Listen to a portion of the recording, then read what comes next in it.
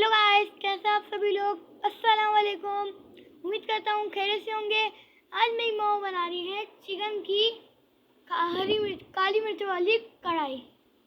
बहुत अच्छी होती है, मज़ेदार होती है।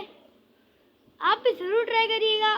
चलते हैं रेसिपी की तरफ। हमने इसके लिए लिए आधा किलो चिकन और हमने इसके लिए लिए एक पाव दही। उसके लिए हमने लिए थोड़ी सी काली मिर्चें और नमक। उसके बाद हमने लिया है इसमें प्याज, दरमियानी प्याज, थोड़ी सी हरी मिर्चें, लहसुन और अदरक।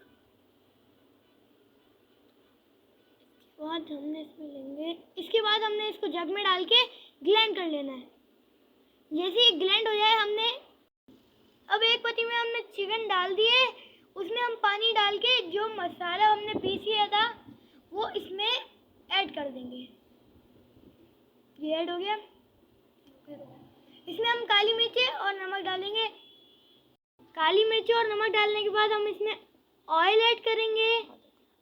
आधा कप हम इसमें ऑयल ऐड करेंगे और इसको पकने के लिए रख देंगे।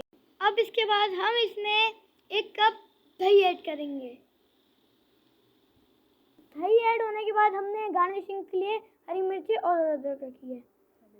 अब इसमें हम हरी मिर्चें डाल दें, अदरक, और इसके साथ अदरक भी हम डाल देंगे और इसको हम दम पे रखेंगे 10 मिनट के लिए।